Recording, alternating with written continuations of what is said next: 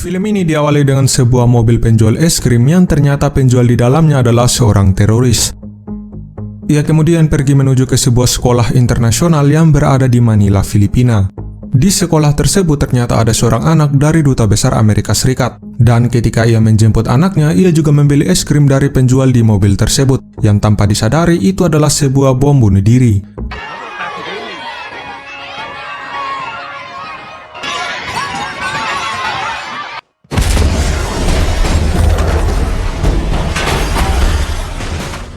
Adegan pun langsung berpindah di sebuah negara bagian Amerika Selatan, Costa Rica. Saat itu ada seorang wanita bernama Lisa Morales yang bekerja sebagai dokter bagi anak-anak yang kurang mampu. Dan tiba-tiba saja datanglah seorang pria bernama Cristo, seorang penyelundup narkoba yang sangat kaya raya.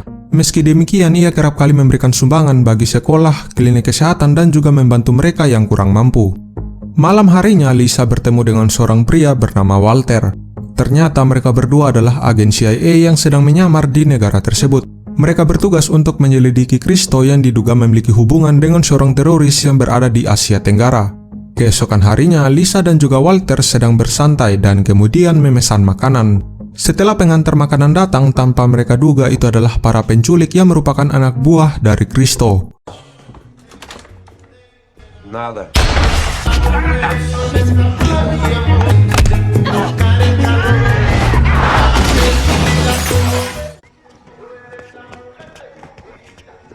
Di sebuah tempat yang tak diketahui lokasinya, Lisa yang sedang ditahan diinterogasi oleh anak buah Cristo. Sementara Cristo yang dihubungi oleh anak buahnya, saat itu sedang berada di Ukraina untuk melakukan sebuah urusan bisnis. Ia ternyata sudah mengetahui identitas dari Lisa. Namun saat itu Lisa tetap bersikeras bahwa ia adalah seorang dokter dan bukan merupakan mata-mata.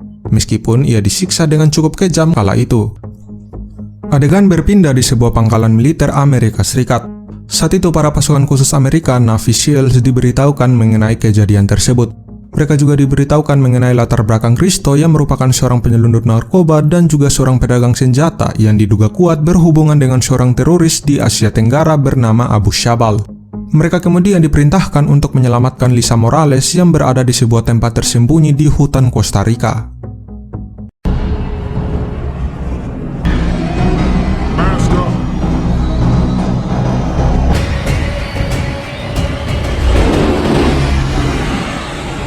Mereka pun kemudian dibawa menggunakan pesawat militer, yang kemudian mereka terjun dan tibalah mereka di sebuah hutan yang jaraknya beberapa kilometer dari lokasi tujuan, dan mereka pun harus berjalan kaki semalaman saat itu. Pada saat dini hari, tim yang akan menjemput mereka pun tiba dengan membawa 2 buah boat militer yang diturunkan melalui helikopter. Tim ini akan menjemput tim penyelamat di lokasi yang sudah ditentukan. Mereka juga kemudian melepaskan drone yang akan dikirimkan ke lokasi tim penyelamat untuk membantu mengawasi pergerakan musuh.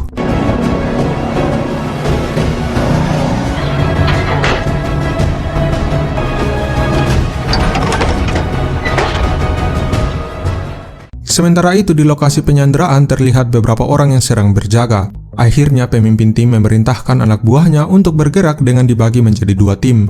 Pertama tim sniper atau penembak jitu dan kedua adalah tim penyergap.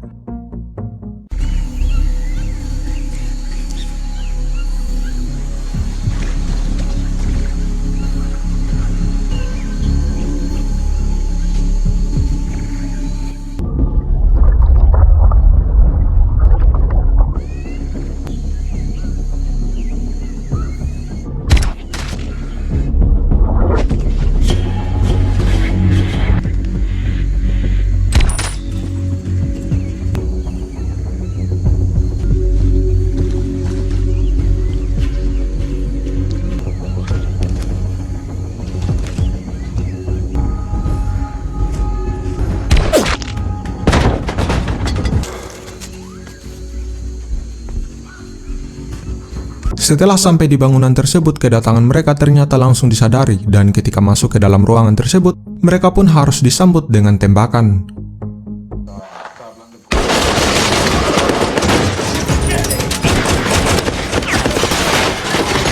I got 2 squares coming out the back door.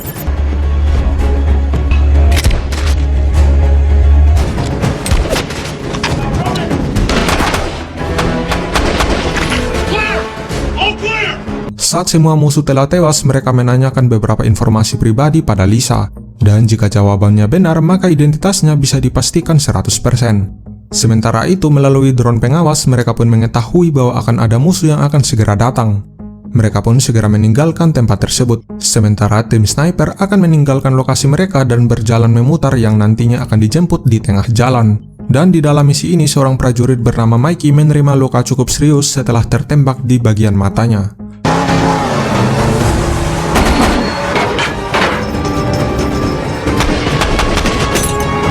Setelah menjemput tim sniper, mereka pun terus bertempur sambil menuju ke tempat penjemputan, yang mana tim penjemput juga akan segera tiba dalam beberapa menit.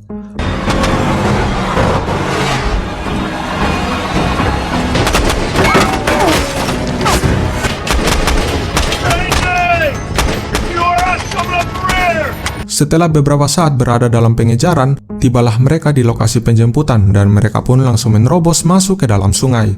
Dan pada saat yang sama datanglah tim penjemput yang langsung menghujani para musuh dengan peluru berkaliber besar, yang kemudian memaksa musuh untuk mundur. Dan ya, misi tersebut pun sukses dilaksanakan.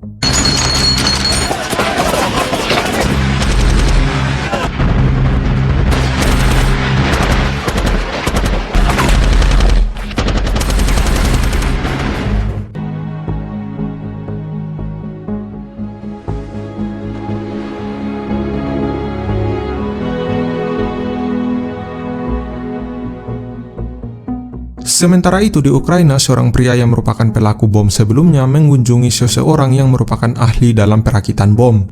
Pria tersebut menunjukkan sebuah rompi yang ternyata berisikan 500 butir biji keramik. Jika meledak, maka hal tersebut seperti melepaskan 500 butir peluru pada waktu yang sama. Setelahnya, ia juga mengunjungi temannya Kristo yang sedang berada di negara tersebut. Mereka berdua ternyata adalah teman masa kecil, meskipun terpisah selama beberapa tahun. Kristo ternyata akan membantu Shabal untuk memasuki Amerika Serikat, yang mana ia juga akan membawa orang-orang yang nantinya akan melakukan bom bunuh diri di negara tersebut. Sementara itu di dalam sebuah kapal induk, para tim kembali diberikan tugas oleh atasan mereka. Yang pertama untuk pergi menuju ke Afrika untuk memata-matai sebuah transaksi senjata yang akan dilakukan oleh Shabal sebelum ia menuju Amerika Serikat. Dan misi yang kedua adalah untuk menangkap Kristo yang diketahui sedang berusaha untuk bersembunyi. Di sebuah lokasi di lautan Afrika, mereka pun diantarkan untuk menaiki sebuah kapal selam, yang nantinya kapal selam ini akan membawa mereka berdua ke lokasi yang diduga akan menjadi tempat transaksi senjata.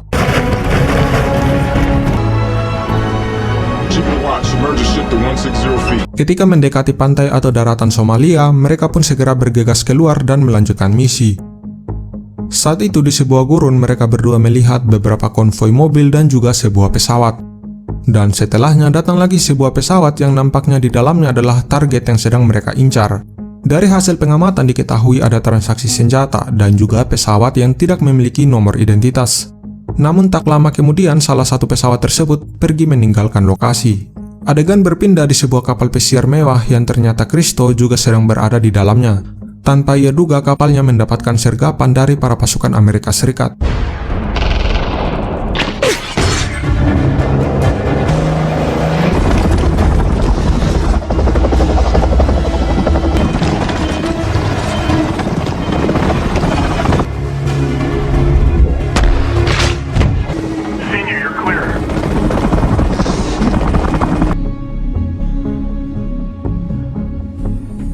Ia kemudian diinterogasi saat itu dan sempat diancam menggunakan putrinya. Dan saat itu pun ia langsung setuju untuk memberikan informasi mengenai tujuan dan lokasi Shabal yang ternyata sudah berada di Meksiko. Para pasukan khusus pun dikirim ke lokasi tersebut untuk mencari Shabal dan juga orang-orang yang dipersiapkan untuk melakukan bom bunuh diri. Sampailah mereka di sebuah pemukiman kumuh di negara tersebut. Dan saat itu mereka pun segera menyusuri daerah sekitar yang tentunya akan terlibat dalam pertempuran.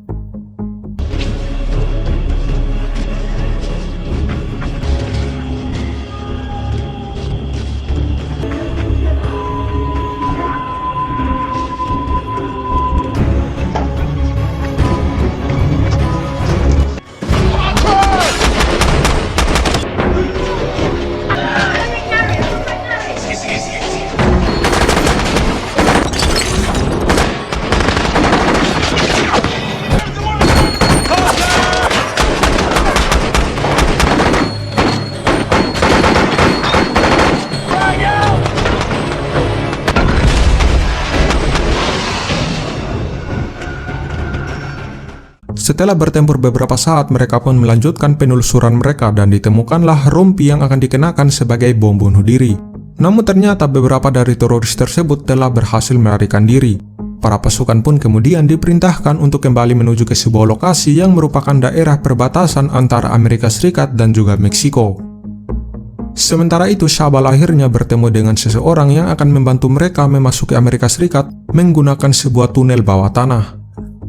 Sementara itu, para pasukan ofisial yang telah tiba di lokasi bertemu dengan seorang pasukan khusus Meksiko yang akan membantu mereka menyerang tempat di mana Shabal sedang berada saat itu.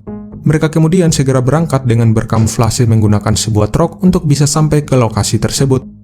Setelah mendekati lokasi, mereka pun disambut para anggota kartel narkoba yang telah menyadari kedatangan mereka. Mengetahui hal tersebut, Shabal pun segera bergerak menuju ke ruang bawah tanah.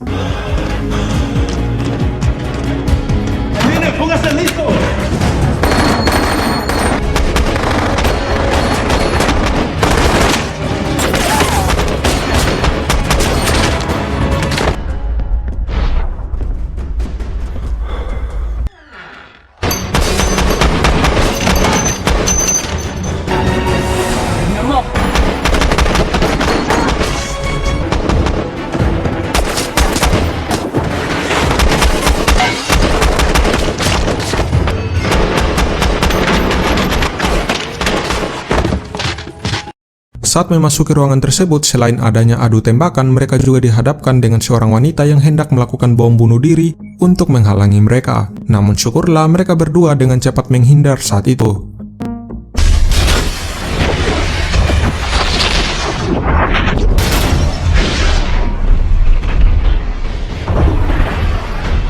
Selain itu, beberapa saat kemudian musuh melemparkan granat yang tak disadari oleh hampir semua pasukan.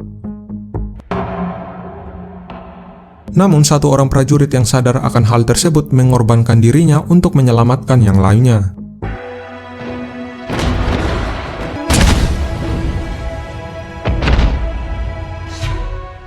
Pengejaran pun terus berlanjut terhadap para teroris yang tersisa yang ingin memasuki tunel bawah tanah. Dan saat itu pemimpin tim berhasil membunuh semua orang yang akan dipersiapkan untuk melakukan bom bunuh diri di Amerika Serikat. Namun ia menerima beberapa butir peluru di tubuhnya yang dilindungi oleh rompi anti peluru.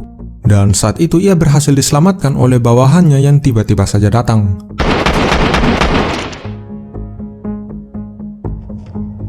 Setelah misi tersebut, diadakanlah sebuah pemakaman militer bagi pria yang mengorbankan dirinya menahan ledakan granat sebelumnya. Dan kisahnya pun berakhir saat itu.